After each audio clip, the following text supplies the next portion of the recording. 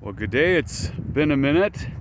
I might actually try and put this on YouTube because I've been neglecting my YouTube channel. But anyways, wherever I put this video up, I just want to update. It's November 12th.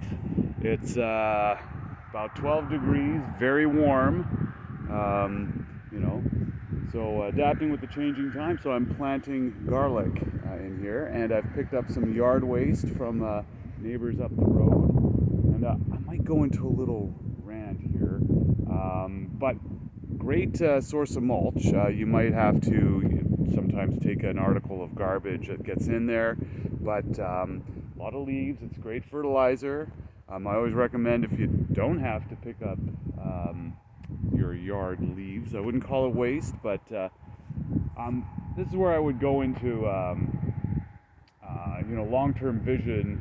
I would see for us as a society would be treating this not as waste but as a resource. I mean, we have enough good food that's going to waste, right? If it's not the right size, color, shape, so a lot of stuff gets turned back in. But if you look at yard waste, that's another source, and this is where I've mentioned it on my political runs and such. Biodigestors, I'm a big fan of that. If we were to leverage the powers of government in the sense of, like, okay, if we're going to help industries transition and talk the walk and really help transition, well, I would see is like we have getting farms, as much farms that make sense to scale. I don't know the density, so does every farm have it? Does a region have it? That's to be figured out. But you figure there's a lot of the food stuff that would, instead of going to landfill, redirect towards biodigestors, and on site there you produce your methane, but it's contained, it doesn't leak into the atmosphere. You can produce electricity from it. The farmers can use the heat exchanger in that to dry their grain, and also each farm with a biodigester then becomes an electric generating station. So you want a decentralized grid in a rural setting.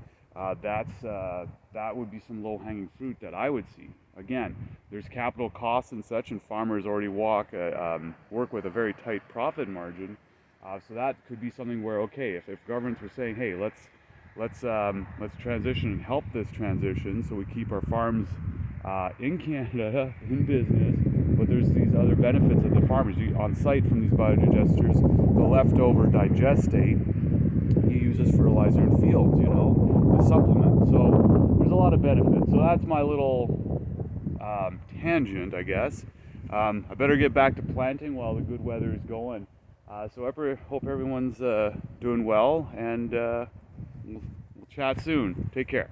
And you know what? I'm looking for feedback on these things. The more I try and share ideas, and I'm always welcoming other ideas. Create a forum for discussion, because we need forums for discussion and to discuss, not argue, but look over what are the facts on the table that we can use. What are the solutions that we can employ? What are the problems we have to address? Anyways, the next time I will create a video. There might be some snow on the ground, but for now, enjoying the temperate weather. I mean, there's